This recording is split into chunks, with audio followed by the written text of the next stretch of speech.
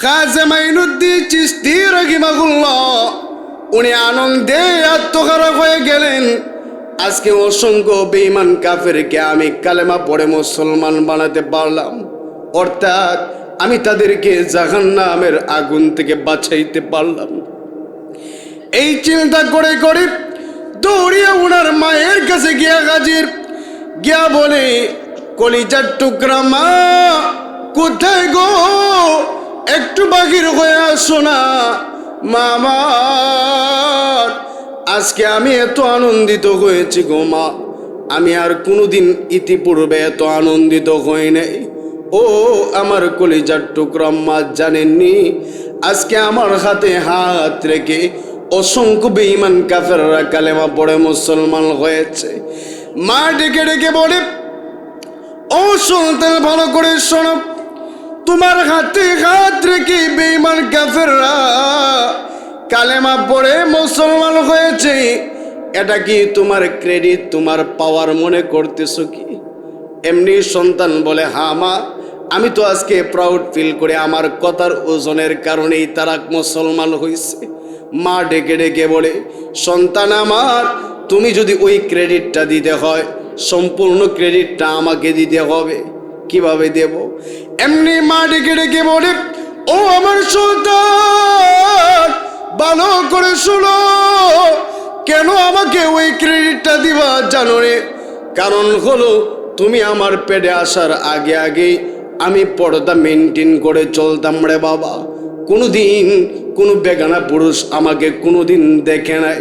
শুধু তাই নয়, তুমি যখন আমার পেটে আসছিলা, আমি কন্টিনিউ আল্লাহর কোরআন বেশি বেশি করে তিলাওয়াত করতাম। শুধু তাই নয়, আমি বেশি বেশি করে নামাজ আদায় করতাম রে বাবা, আর আল্লাহর দরবারে বেশি বেশি করে দোয়া করতাম। শুধু তাই নয়, তুমি যখন দুনিয়াতে ভূমিষ্ঠ হয়ে গেলা, দুনিয়াতে ভূমিষ্ঠ হওয়ার পরে আমি তোমাকে যখন দুধ পান করাইতে চাইতাম, আগে আমি ওযু করে আসতাম। ওযু করে এসে তারপরে বিসমিল্লাহ বলে তোমাকে দুধ পান করাইতাম। দুধ পান করানো অবস্থায়ও আমি কোরআনে কারীম থেকে তিলাওয়াত করতাম। বাবারে, বলো না, এতগুলো আমল করার পরে ওই সন্তানটা কি খারাপ হতে পারে? না ঘুমা না, কোনোদিন ওই সন্তান খারাপ হতে পারে না। মা ডেকে ডেকে বলেন, আমি এতগুলো আমল করার কারণে আল্লাহ তোমার মুখের মাধুর্যতা বাড়ায়া দিছে, যাতে করে তোমার হাতে হাত রেখে মানুষ কালেমা পড়তে পারে।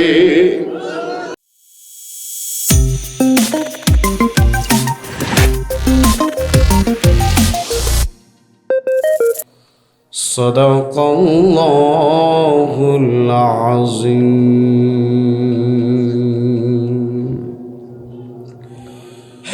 আল্লাহুম্মা সাল্লি আলা মুহাম্মাদিন ওয়া আলা আলি মুহাম্মাদ কামা সাল্লাইতা আলা ইব্রাহিম وعلى آل إبراهيم إنك حميد مجيد اللهم بارك على محمد وعلى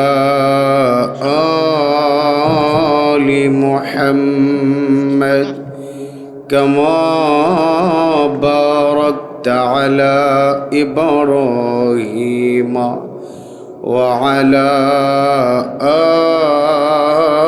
آل إبراهيم إنك حميد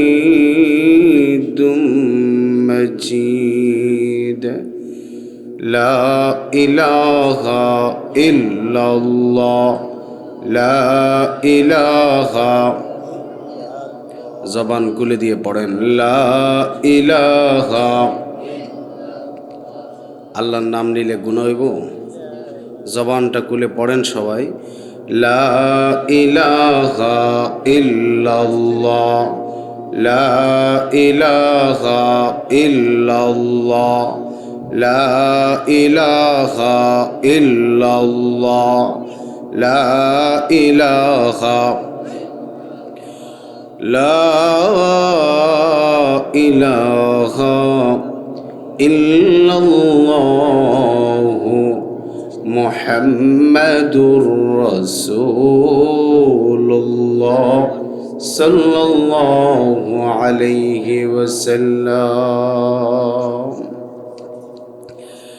নারায়ণপুর দক্ষিণ পাড়া মরহুম নূর আলী ভূঁইয়া ও মরহুম আব্দুল আলিম ভূঁইয়া এবং নারায়ণপুর কবরবাসীর স্মরণে ওয়াজ মাহফিলের পরম শ্রদ্ধাভাজন সম্মানিত সভাপতি, দিগার জাতির শ্রেষ্ঠ সন্তান, যোগ্য বুজুর্গ মুআজ্জাজ মুকাররম হযরত উলামায়ে কেরাম ও অত্র এলাকার দিন দরদি ইসলাম প্রিয় মুসলমান ভাইরা, পর্দার আড়ালের অবস্থানরত শ্রদ্ধেয়া সম্মানিতা আমার মা ও বোনেরা, বিশেষ করে আগামী দিনের জাতির কর্ণধার, জাতির রাহবার, জাতির ভবিষ্যৎ আমার সম্মানিত যুবক ভাইরা, শুরুতেই বিশ্বজগতের প্রতিপালক বিশ্ব মনিবের বিশ্ব দরবারে লাখো কোটি শুকরিয়া, যিনি অত্যাচারিত। আপনি যদি মায়ানমারের দিকে তাকান তাহলে দেখতে পারবেন মায়ানমারের মুসলমানগুলো নির্যাতিত। আপনি যদি ফিলিস্তিনের দিকে তাকান তাহলে দেখতে পারবেন ফিলিস্তিনের নিরীহ মুসলমানরা নির্যাতনের স্টিম রোলার তাদের উপরে চালিয়ে দেওয়া হচ্ছে। আজ থেকে 1450 বছর আগে আমার আর আপনার নবী মুহাম্মদুর রাসূলুল্লাহ সাল্লাল্লাহু আলাইহি ওয়াসাল্লাম বলেছিলেন, আল কুফরু মিল্লাতু ওয়াহিদা। পৃথিবীতে এমন একটি সময় আসবে যখন গোটা পৃথিবীর কুফফার শক্তিগুলো ঐক্যবদ্ধ হয়ে যাবে। তাদের একটাই টার্গেট, একটাই মিশন হবে, সেটি হবে এই পৃথিবী থেকে ইসলাম এবং মুসলমানদেরকে উৎখাত করে দেওয়া। তারই ধারাবাহিকতায় গোটা পৃথিবীতে ইহুদি এবং খ্রিস্টানেরা মুসলমানদেরকে নির্মমভাবে হত্যা করতেছে। আল্লাহর রসুলের ভবিষ্যৎবাণী যেন তাই হয়ে যাচ্ছে। ওই বাতিল শক্তিগুলো যখন ঐক্যবদ্ধ হয়ে গেছে, মনে করতে হবে নারায়ণপুরের মাহফিলটুকুন একটা জিহাদের সমতুল্য। কথা বলেন ঠিক কিনা?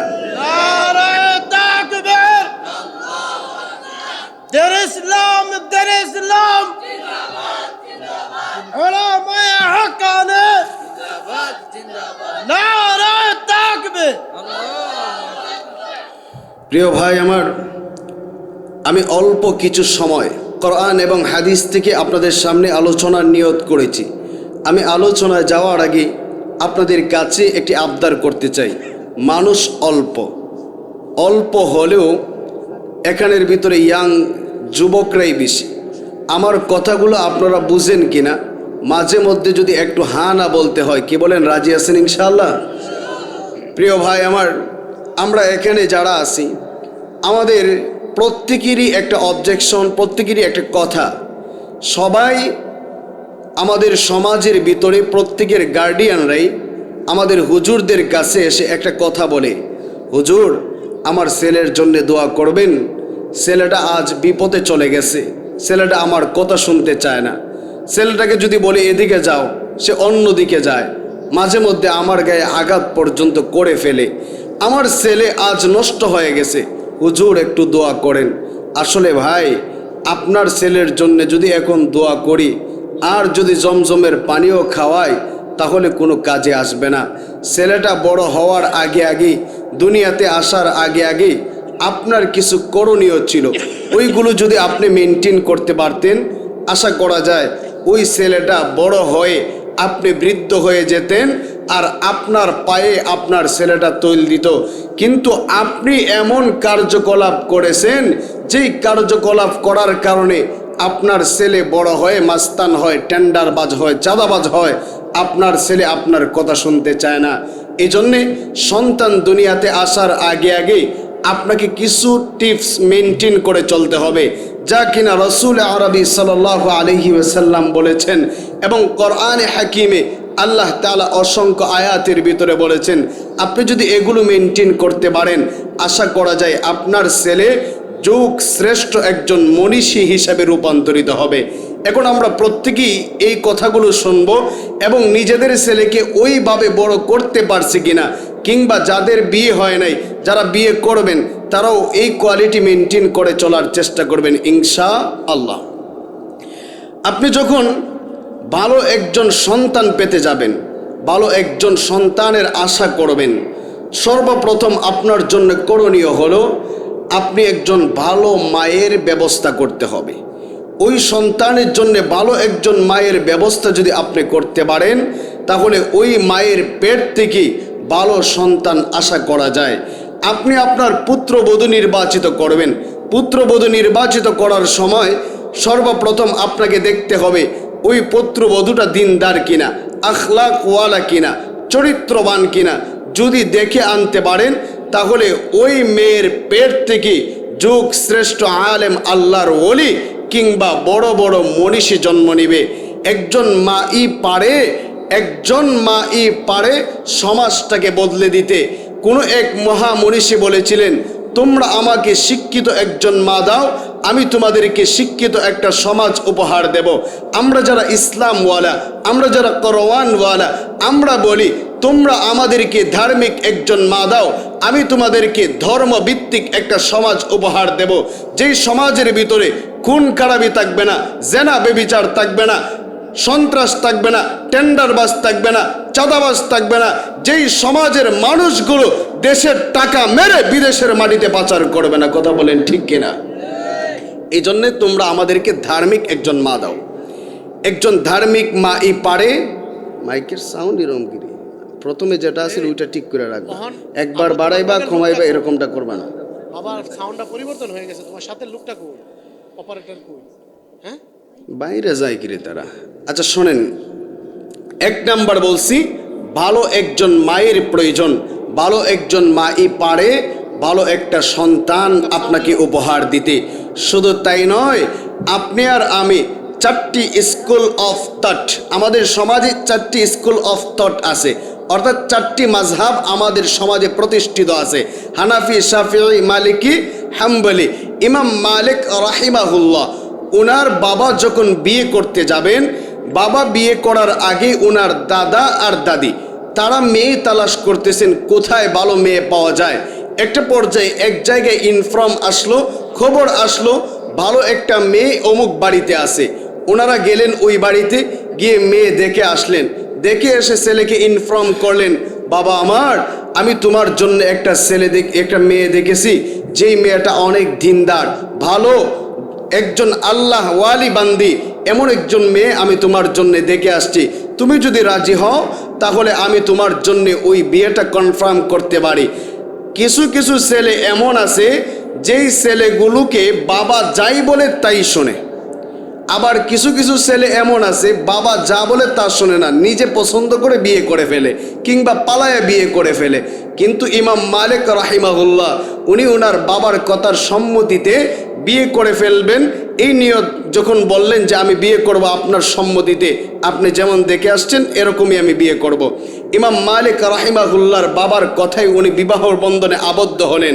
রাতের অন্ধকারে যখন বাসর রাত্রিতে দেওয়া হয়, যখন উনি বাসর রাত্রিতে গেলেন, বাসর রাত্রিতে যাওয়ার পরে উনি ওনার ওয়াইফের দিকে তাকায়া দেখলেন যতগুলো গুণ শুনে, যতগুলো ভালো ভালো গুণ শুনে উনি বিয়ে করলেন, তার বিপরীত হলো ওই মেয়ের চেহারাটা, অর্থাৎ জন্মের কালা। এমন কালো আর হতে পারে না।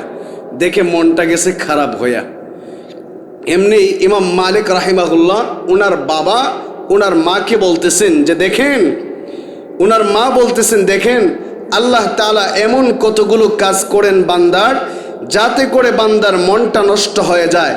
পরবর্তীতে এমন কতগুলো কাজ করে দেন যেই কাজের মাধ্যমে বান্দার মনটা খুশিতে আনন্দে ভরপুর হয়ে যায়। সুবহানাল্লাহ। এই কথা বলার পরে রাতের অন্ধকারে জেমা হলো।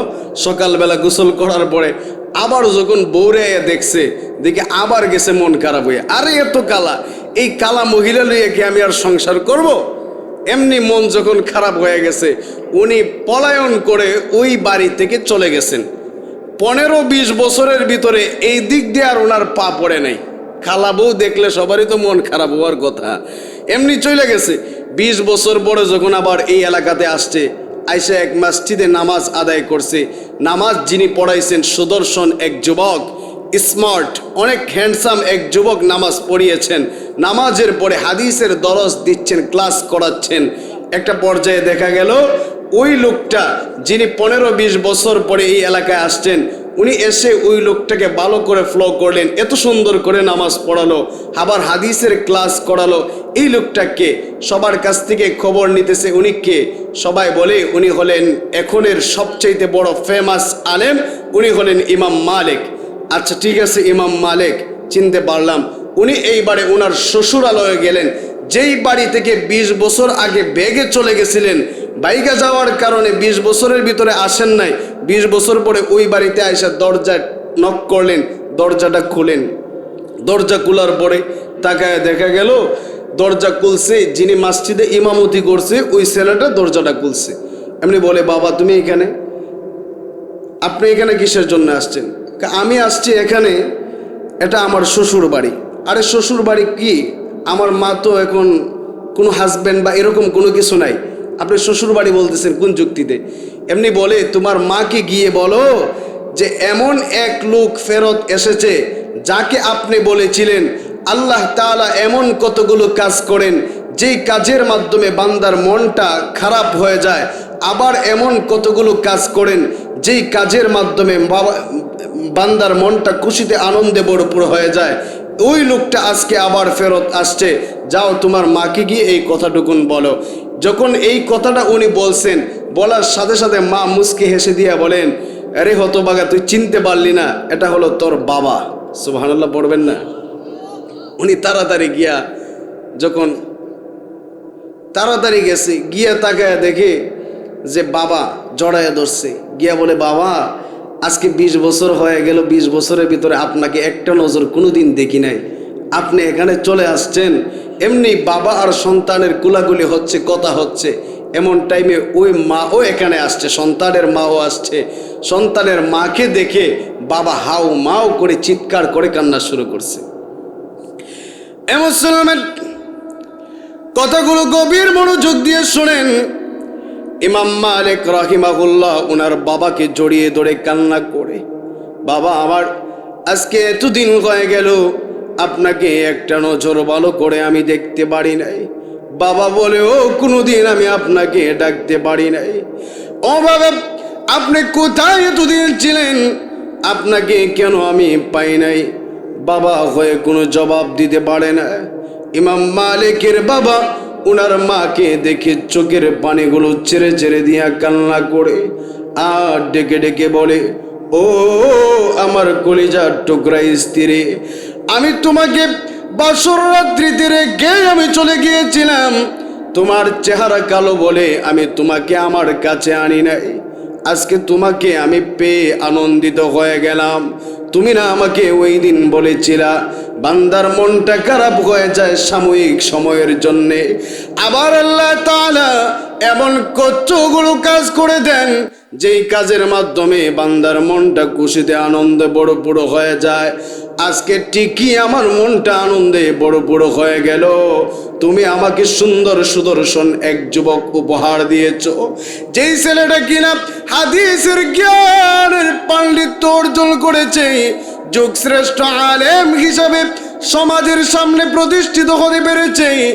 এত বড় একজন আলেমকে নিয়ে সবাই গর্ববোধ করে, আর ওই আলেমের বাবা কিনা আমি, আজকে আমি তোমাকে নিয়ে প্রাউড ফিল করতেছি।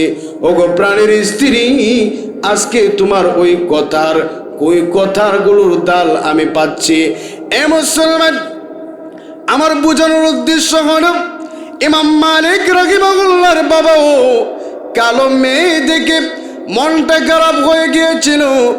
উনি 20 বছর পরে সুদর্শন এক যুবক ওনার ছেলে দেখে ওনার মনটা খুশিতে বড় বড় হয়ে গেছে।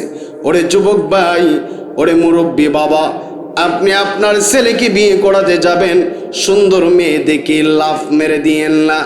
আপনি কি দেখেন নাই বরগুনার মিন্নি যে মেয়েটা ছিল, ওই মেয়েটা 10-12টা ছেলের সঙ্গে তার রিলেশন ছিল। সুন্দর মিন্নি হাজারো যুবকদেরকে নষ্ট করে ফেলে। আবার এমন কতগুলো কালো মেয়ে দিনদার আছে যেই মেয়েগুলো সমাজের সংসারগুলো শুধু ঠিক করে না, বরং নেককার সন্তানগুলো জন্ম দেয়, ঠিক কিনা? ভালো সন্তানও জন্ম দেয়। ভালো একজন মা যদি আপনি আপনার সন্তানের জন্য নির্বাচিত করতে পারেন, তাহলে দেখবেন ওই ছেলেটা বড় হলে যুগ শ্রেষ্ঠ একজন মনীষীতে রূপান্তরিত হবে। আর আপনি যদি মা ভালো আনতে না পারেন, টিকটকার আনেন, টিকটকার যেই মেয়েটা আপনি আপনার পুত্রবধূ বানায় আনলেন, ওইটার ঘর থেকে শুধু টিকটকারই জন্মাবে, উল্টা পাল্টাই জন্মাবে, ভালো কিছু জন্মাবে না। এ মুসলমান, আপনি আমি খাজা মাইনুদ্দিন চিশতির নাম আমরা শুনেছি। খাজা মাইনুদ্দিন চিশতি যুগের এক শ্রেষ্ঠ আল্লাহর ওলি। ওই আল্লাহর ওলি একদিন এক মাজলিসের ভিতরে বসে বসে আলোচনা করে। এমন সময় দেখা গেল ওনার আলোচনা শুনে শুনে অসংখ্য বেঈমান কাফের গুলো কালেমা পড়ে পড়ে মুসলমান হয়ে গেছে। সুবহানাল্লাহ বলতেন না? এমনিতেই খাজা মাইনুদ্দিন চিশতি রাহিমাহুল্লাহ উনি আনন্দে আত্মহারা হয়ে গেলেন। আজকে অসংখ্য বেঈমান কাফেরকে আমি কালেমা পড়ে মুসলমান বানাতে পারলাম, অর্থাৎ আমি তাদেরকে জাহান্নামের আগুন থেকে বাঁচাইতে পারলাম। এই চিন্তা করে করে দৌড়িয়ে ওনার মায়ের কাছে গিয়া হাজির, গিয়া বলে, কলিজার টুকরা মা, কোথায় গো? একটু বাহির হয়ে আসো না। মামা, আজকে আমি এত আনন্দিত হয়েছি গো মা, আমি আর কোনোদিন ইতিপূর্বে এত আনন্দিত হই নাই। ও আমার কলিজার টুকরা মা, জানেননি আজকে আমার হাতে হাত রেখে অসংখ্য বেঈমান কাফেররা কালেমা পড়ে মুসলমান হয়েছে। মা ডেকে ডেকে বলে, ও সন্তান, ভালো করে শোনো, তোমার হাতে হাত রেখে বেঈমান কাফেররা কালেমা পড়ে মুসলমান হয়েছে, এটা কি তোমার ক্রেডিট, তোমার পাওয়ার মনে করতেছো কি? এমনি সন্তান বলে, হ্যাঁ মা, আমি তো আজকে প্রাউড ফিল করে আমার কথার ওজনের কারণেই তারা মুসলমান হয়েছে। মা ডেকে ডেকে বলে, সন্তান আমার, তুমি যদি ওই ক্রেডিটটা দিতে হয়, সম্পূর্ণ ক্রেডিটটা আমাকে দিতে হবে। কিভাবে দেব? এমনি মা ডেকে ডেকে বলে, ও আমার সন্তান, ভালো করে শোনো, কেন আমাকে ওই ক্রেডিটটা দিবা জানো রে? কারণ হলো, তুমি আমার পেটে আসার আগে আগে আমি পর্দা মেনটেন করে চলতাম রে বাবা। কোনোদিন কোনো বেগানা পুরুষ আমাকে কোনোদিন দেখে নাই। শুধু তাই নয়, তুমি যখন আমার পেটে আসছিলা, আমি কন্টিনিউ আল্লাহর কোরআন বেশি বেশি করে তিলাওয়াত করতাম। শুধু তাই নয়, আমি বেশি বেশি করে নামাজ আদায় করতাম রে বাবা, আর আল্লাহর দরবারে বেশি বেশি করে দোয়া করতাম। শুধু তাই নয়, তুমি যখন দুনিয়াতে ভূমিষ্ঠ হয়ে গেলা, দুনিয়াতে ভূমিষ্ঠ হওয়ার পরে আমি তোমাকে যখন দুধ পান করাইতে চাইতাম, আগে আমি ওযু করে আসতাম। ওযু করে এসে তারপরে বিসমিল্লাহ বলে তোমাকে দুধ পান করাইতাম। দুধ পান করানো অবস্থায়ও আমি কোরআনে কারীম থেকে তিলাওয়াত করতাম। বাবারে, বলো না, এতগুলো আমল করার পরে ওই সন্তানটা কি খারাপ হতে পারে? না ঘুমা না, কোনোদিন ওই সন্তান খারাপ হতে পারে না। মা ডেকে ডেকে বলেন, আমি এতগুলো আমল করার কারণে আল্লাহ তোমার মুখের মাধুর্যতা বাড়ায়া দিছে, যাতে করে তোমার হাতে হাত রেখে মানুষ কালেমা পড়তে পারে। চিন্তা করে দেখেন, একজন মা যদি ওনার আমল ভালো হয়, তাহলে একজন নেককার সন্তান জন্ম দেয়। আর ওই নেককার সন্তানের জবান দিয়ে যেই কথাগুলো বাহির হয়, মানুষগুলো শুনে শুনে মুগ্ধ হয়ে যায়। এই জন্যেই দেখবেন, যেই ছেলের কথার ভিতরে মাধুর্যতা বেশি, মনে করতে হবে তার মায়ের তাসির তার ভিতরে আছে। আর যাদের মুখের ভাষা দেখবেন জঘন্য, বোঝা যায় মাও আসিল একটা জঘন্য। এই জন্যে ভালো একজন মা যদি নির্বাচিত করতে পারেন, আশা করা যায় ভালো একজন সন্তান আপনি পেতে পারেন। এটা হলো এক নাম্বার কথা, বুঝতেছেন আমার? এ মুসলমান, 2 নম্বরে আপনি যদি ভালো একজন সন্তান পেতে হয়, 2 নম্বর আমল হলো আপনি বেশি বেশি করে আল্লাহ তাআলার দরবারে দোয়া করবেন। আল্লাহ গো, আপনি আমাকে নেককার একজন সন্তান দান করেন। আপনি আর আমি, আপনার আমার জাতির পিতা ইব্রাহিম আলাইহিস সালাতু ওয়াস সালামের নাম শুনেছি। জাতির পিতা ইব্রাহিম আল্লাহর দরবারে দোয়া করে, রব্বি হাবিলি মিনাস সলিহিন, ওগো আল্লাহ, আপনি আমাকে নেককার একজন সন্তান দান করেন, ভালো একজন সন্তান দান করেন। আল্লাহর দরবারে উনি কন্টিনিউ দোয়া করতো। ও যুবক ভাই, মুরব্বী বাবা, আমি আপনাদেরকে বলি, আপনি বারবার বলেন আমার একটা ভালো সন্তান চাই, ভালো সন্তানের আশা করেন, ঠিক একটা বার তো আল্লাহর দরবারে 2টা হাত উঠায় দোয়া করেন না? ও পর্দার আড়ালের মা, আপনিও বলেন আমার সন্তানটা যেন ভালো একজন সন্তান হয়, কিন্তু কোনোদিন আপনি আল্লাহর দরবারে হাত উঠায়া দিয়া কোনোদিন আপনি দোয়া করেন না গো মা। আপনি কিভাবে ভালো সন্তান পাবেন আমার বুঝে আসে না। পয়গম্বর হয়েও যদি আল্লাহর দরবারে বারবার দোয়া করতে পারে, আল্লাহ গো, আপনি আমাকে ভালো একজন সন্তান দেন, ভালো একজন নেককার সন্তান আমাকে দেন। আপনারও প্রতি উচিত আপনিও প্রতিদিন আল্লাহর দরবারে দোয়া করা, আল্লাহ গো, আপনি আমাকে ভালো একজন সন্তান দেন, আপনি আমাকে নেককার একজন সন্তান দেন। আপনি যদি আল্লাহর দরবারে দোয়া করতে পারেন, আল্লাহ তাআলা আপনাকেও নেককার সন্তান দান করবে। সুবহানাল্লাহ। দোয়া করা, কতদিন দোয়া করছেন আপনি বলেন? একদিন দোয়া করছেন? পয়গম্বর হয়ে দোয়া করে, আর আপনি কোথাকার সলিমউদ্দিন আর কলিমউদ্দিন হইছেন পাওয়ারি লুক। আপনার তো দোয়া লাগেই না। মাঝে মধ্যে এমনও ফতোয়া মারেন, দোয়া কি আর, এটা তো আর লাগে না। অথচ দোয়া হইল সকল ইবাদতের মগজ। আপনাকে দোয়া করতেই হবে আল্লাহর দরবারে, কিন্তু আপনি দোয়াটাকেও হেলায় খেলায় উড়ায় দেন। কন্টিনিউ দোয়া করবেন যে আল্লাহ ভালো একজন নেককার সন্তান দেন। আল্লাহর কাছে যদি দোয়া করতে পারেন, আশা করা যায় আল্লাহ ভালো একজন নেককার সন্তান দেবে। 3 নাম্বার হলো, সন্তান আপনার স্ত্রীর গর্ভে আসলো এবং সন্তান ভূমিষ্ঠ হয়ে গেল। ভূমিষ্ঠ হওয়ার পরে সর্বপ্রথম আপনি যখন শুনবেন আপনার ঘরে সন্তান হয়েছে, আপনি সর্বপ্রথম বলবেন আলহামদুলিল্লাহ। ছেলে হোক, মেয়ে হোক, প্রতিবন্ধী হোক, যাই হয় না কেন, আপনাকে আলহামদুলিল্লাহ বলতে হবে।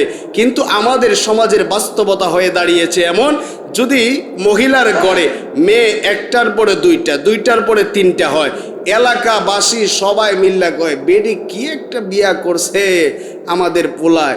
কিন্তু খালি দেখা যায় তার ঘরে মেয়ে হইতেছে, ছেলেও জামাইও দেখা যায় ওই বউরে ভালো করে গালাগালি করে, কি একটা বউ আনলাম, আগামী বছর যদি তুমি মেয়ে দাও তাহলে আমি আর একটা বিয়ে করে ফেলবো, হুমকি দেয়। এরকম পাবলিক মনে হয় আপনাদের নারায়ণপুরে নাই, আছে না? এইরকম পাবলিক আমাদের সমাজে আছে। অথচ আল্লাহ তাআলা বলেন ছেলে হোক মেয়ে হোক যাই হয় না কেন আপনাকে সর্বপ্রথম আলহামদুলিল্লাহ পড়তে হবে। ছেলে যদি প্রতিবন্ধীও হয় তাতেও আলহামদুলিল্লাহ বলতে হবে। যদি আলহামদুলিল্লাহ বলতে পারেন, রব আল্লাহ তাআলা খুশি হয়ে আপনার ওই সন্তানটাকে যুগ শ্রেষ্ঠ একজন মনীষী হিসাবে কবুল করবে। সুবহানাল্লাহ। দেখেন আমাদের সমাজে প্রতিবন্ধী যদি হয়, স্বামী এবং স্ত্রী দুজনই ওই প্রতিবন্ধী সন্তানটাকে খুব খারাপ আচরণ করে। আরে এটা কেন জন্মাইলো? এলাকাবাসী যারা আছে এরাও মাঝে মধ্যে দেখতে যায়, গিয়া বলে আল্লাহ যদি উঠায় নিয়ে যাইতো মনে হয় ভালো ছিল, এরকম কথাবার্তা মানুষ গিয়ে বলে। অথচ দেখেন আপনি 2022 সালের ফিফা ওয়ার্ল্ড কাপ যখন কাতারে অনুষ্ঠিত হয়েছিল, ফিফা ওয়ার্ল্ড কাপ যখন উদ্বোধন হয়েছিল, সর্বপ্রথম যাকে দিয়ে উদ্বোধন করা হচ্ছিল সে হলো কাতারের গানিম আল মুফতাহ। সে মনে হয় ভালো একজন সুঠাম দেহের অধিকারী ছিল নাকি? কথা বুঝেন আমার? ভালো ছিল, একজন প্রতিবন্ধী একটা ছেলে ছিল। প্রতিবন্ধী একটা ছেলেকে দিয়ে, গানিম আল মুফতাহকে দিয়ে কাতারের ফিফা ওয়ার্ল্ড কাপ উদ্বোধন করা হয়েছিল। গানিম আল মুফতাহের ইতিহাস আপনি জানেন। উনি যখন ওনার মায়ের গর্ভে আসছিল যখন মা আর বাবা সর্বপ্রথম ডক্টরের কাছে গিয়েছিল, ডক্টরের কাছে যাওয়ার পরে ডক্টর তাদেরকে ইনফর্ম করলো আপনার গর্ভে যে সন্তান আছে এটা প্রতিবন্ধী হতে পারে, সম্ভাব্য। আপনার উচিত হবে এই সন্তানটাকে নষ্ট করে দিয়ে পরবর্তীতে আরেকটা সন্তান নেওয়া।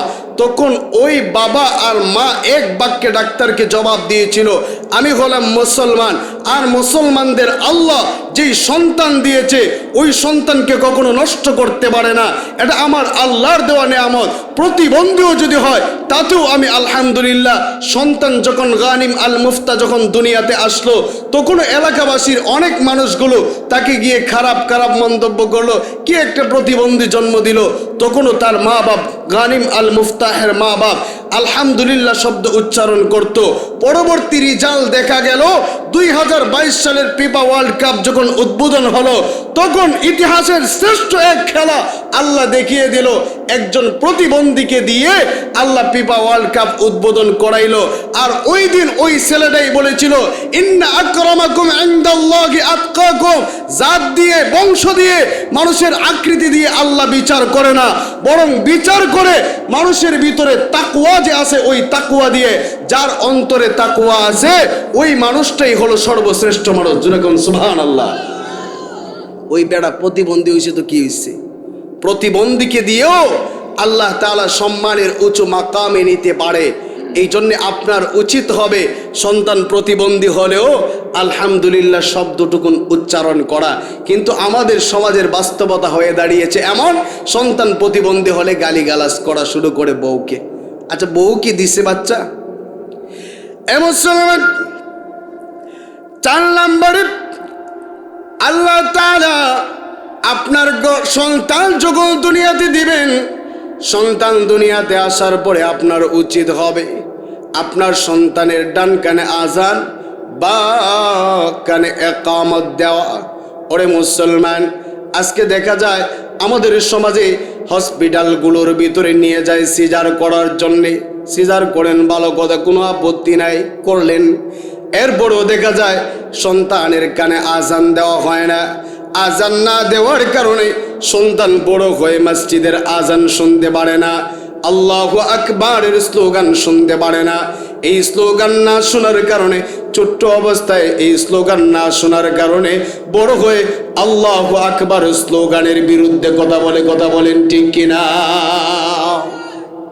ছোট্ট অবস্থায় জন্ম নেওয়ার পরে যদি আপনি আপনার সন্তানটাকে আজান আর ইকামত শোনাতেন, আপনার ওই সন্তান কখনো আজানের বিরুদ্ধে কথা বলতো না। ওই যে আমরা ফ্যাসিস্ট সরকারের আমলে দেখেছিলাম, আমাদের দেশের চট্টগ্রামে লিগ্যাল নোটিশ পাঠানো হচ্ছে আদালতে রিট শোনানোর জন্যে, যে আজকে থেকে মসজিদের আজান, ফজরের সময় যে আজান হয়, এই আজানের সাউন্ড যেন কম হয়, আমাদের ঘুম কম হয়, আমাদের ঘুমে সমস্যা হয়ে যায়। অথচ তার এইটুকুন বোঝা উচিত ছিল এই দেশটা মুসলমানের দেশ, এটা 95% মুসলমানের দেশ। মুসলমানের দেশে আল্লাহু আকবারের স্লোগান চলবে, নারে তাকবীরের স্লোগান চলবে। এই স্লোগানকে বন্ধ করার দুঃসাহস করা যাবে না। এই দেশে সূর্য ওঠে আল্লাহু আকবারের স্লোগানের মাধ্যমে, এই দেশে সূর্য অস্ত যায় আল্লাহু আকবারের স্লোগানের মাধ্যমে, এই দেশের কৃষক মাঝি মাল্লারা ঘরে ফেরত যায় আল্লাহু আকবারের স্লোগানের মাধ্যমে। যেই দেশে সব কিছু হয় আল্লাহু আকবারের মাধ্যমে, ওই দেশে আল্লাহু আকবারের স্লোগান বন্ধ করা যাবে না। কথা বলেন ঠিক কিনা?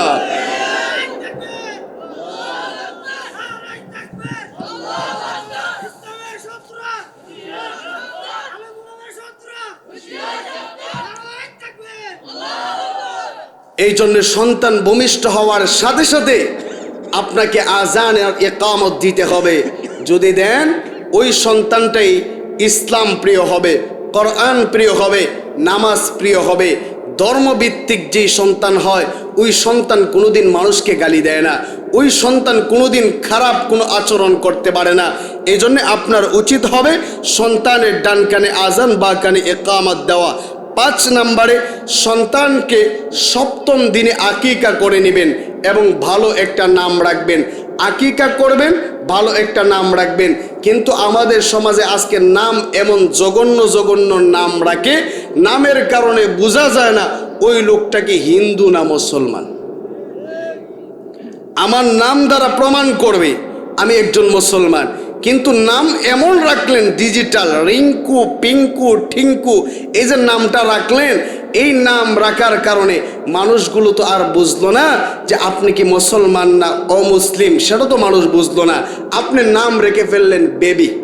আচ্ছা বলেন তো, আপনি যে তার নামটা বেবি রাখলেন, আমরা ছোট্ট সময় দেখছি বেবি রাখতো, ছোট্ট ছোট্ট গাড়ির নাম হলো বেবি। বেবি ট্যাক্সি দেখেন নাই?